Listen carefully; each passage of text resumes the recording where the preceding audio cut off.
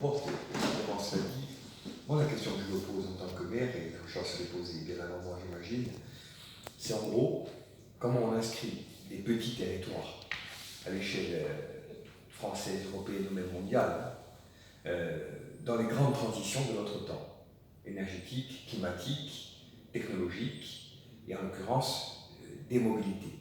Et comment on passe des modèles dont vous parliez, un modèle tout voiture, à des modèles plus doux, qui ont aussi leur empreinte en termes, entre guillemets, de circuits courts, etc. Bon.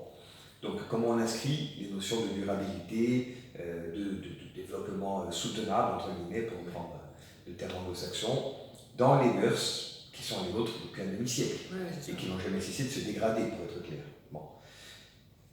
À l'échelle d'un territoire, c'est hyper stimulant comme exercice, parce que c'est comment on décline un enjeu macro à une échelle microscopique. Hein.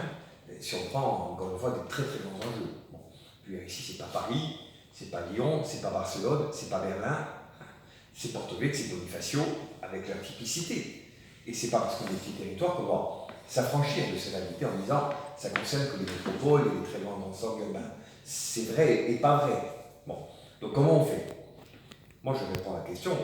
L'idée c'est d'assurer la transition vers un nouveau modèle. On ne va pas du jour au lendemain faire abandonner leur voiture à des gens qui la prennent depuis des décennies et qui ont même tendance à en prendre une par autant de membres de la famille.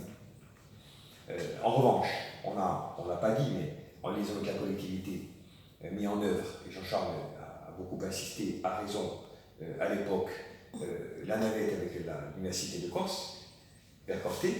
On était le seul territoire sans ferroviaire, au contraire d'Ajaccio, de Bastia, du centre Corse, etc., ou de la Banane, et sans transport co-organisé, avec un marché public dédié, etc., on y a remédié. Là, on a une navette opérationnelle qui amène nos jeunes vers la fac. Bon, ça c'est fait. Les mobilités, la galerie, elle fonctionne. 1000 tickets à juin, on fera le point bientôt, ça fonctionne. Le vélo électrique, Jean-Charles l'a dit, ça a été mis en œuvre auparavant. On ne va pas juger ou critiquer, peu importe, on assume, il n'y a pas de difficulté. Mais il faut réformer le modèle. Et il faut le réformer, vous avez raison, en termes d'usage et en termes d'équipement. Il ne suffit pas de moderniser la flotte. Jeter des gens sur nos routes aujourd'hui avec des vélos électriques, même électriques, c'est dangereux. Donc il faut qu'on repense la réflexion du réseau communal et communautaire en termes de mobilité douce, de pistes cyclables, etc. etc. Donc c'est un travail de fond. Et on ne va pas, avec un claquement de doigts, demain matin, y arriver. Il va falloir du temps. Mais il faut qu'on pose des actes très concrets, très cohérents entre eux. Et moi, je crois que cette semaine, modestement, ça va permettre de sensibiliser les gens, de les amener à s'ouvrir intellectuellement à d'autres pistes. Et le fait de combiner un choix politique fort, un service public du transport, gratuit en l'occurrence, des usages plus contemporains, de vélo électrique, avec, comme l'a dit Laurence un instant, la découverte de circuits patrimoniaux, avec un guide agréé, c'est un combo qui fonctionne. Oui, bien sûr.